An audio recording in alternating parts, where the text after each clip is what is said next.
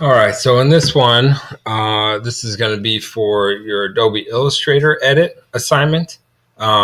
Should be 8 photographs of whatever you want, but taken, um, and we're going to edit them in Illustrator. That may sound very crazy, but what we're going to do in Illustrator is very simple, and it'll really take longer for the computer to process some of your photographs than it will for you to actually edit them. So again, Illustrator would be in the window icon, should be right near the top. You have Adobe Illustrator right there.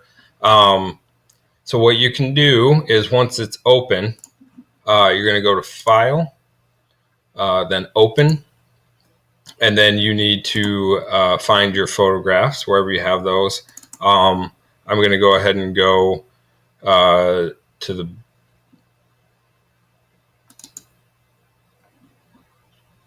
I'm going to do these ones. So there's 10 photos in here, but I'll just do the first 8. So you're going to click on your first image that you want. It will open it up in Illustrator.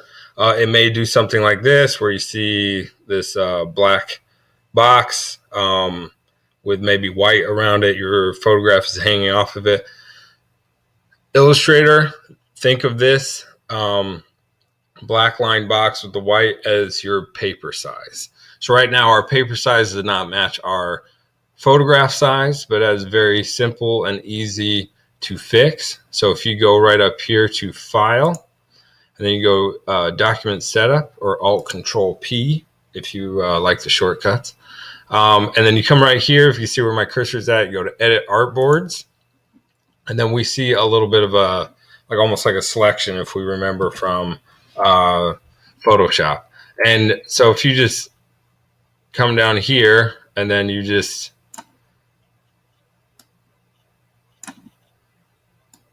kind of make it the size of your photograph. Sometimes you may be thinking that you're, clicking on this corner to change the size, but you accidentally do something like that. Just hit Control Z. It's not a big deal. You just added another artboard. And then after that, you just click on any tool. So if we zoom back in just a little bit, and then what I would do is I would select the selection tool. So not the direct select, but the selection tool. So if you can see where my cursor is at, or it's V on your keyboard. And then click on it once. We should see a blue square around the image. And then we should see right up here where it says Image Trace. So what you're going to do is you're going to go ahead and click on Image Trace. Now, sometimes it may say something about, it may give you a pop-up that the image is large. Just hit OK. It just may take a little while. So we can see right here, this is what it did.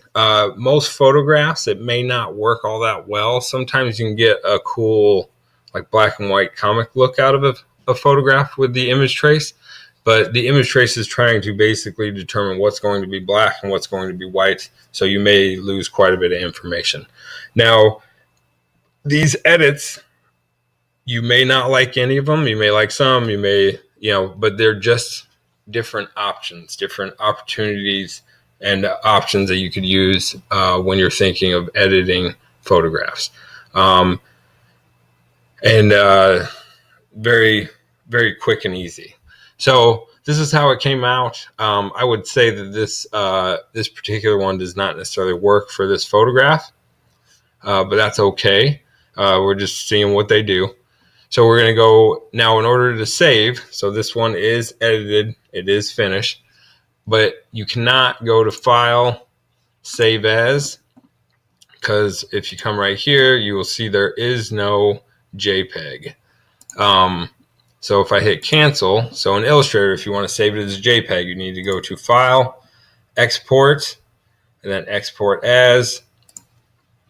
And then this one, it may go to AutoCAD first, but then you'll see the JPEG is right there. So you can name it what you'd want. Maybe Illustrator 1. And then maybe you would make another new folder. And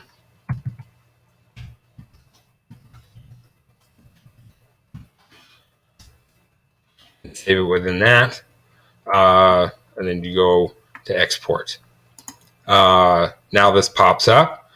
Do not know why, but it does default to 0, so make sure that it's all the way up. You can change that 0 to a 12 to give it the maximum. And then you can change the screen resolution to high or 150, and then hit OK. So now it is saved. So from here, if I exit out of this one, it's going to ask me if I want to save it as an Illustrator. You do not have to.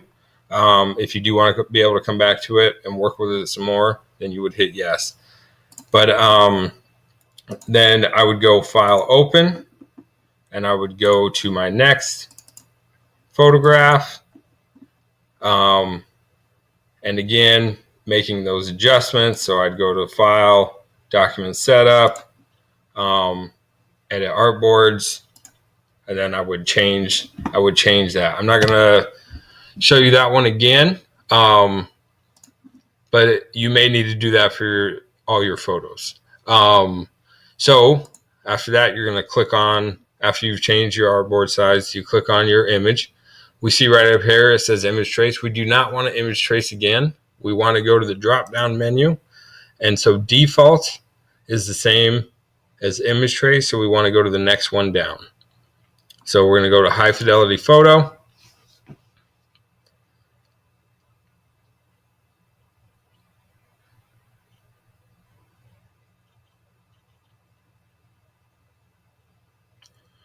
All right, so we saw it shift maybe just a little bit, but it still looks pretty good, pretty close to that original photograph.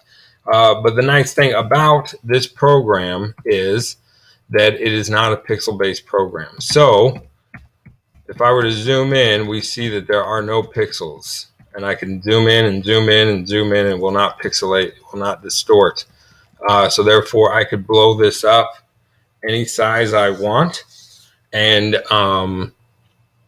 it would not distort. So it could be an approach if you really needed to make a huge print of one of your photographs.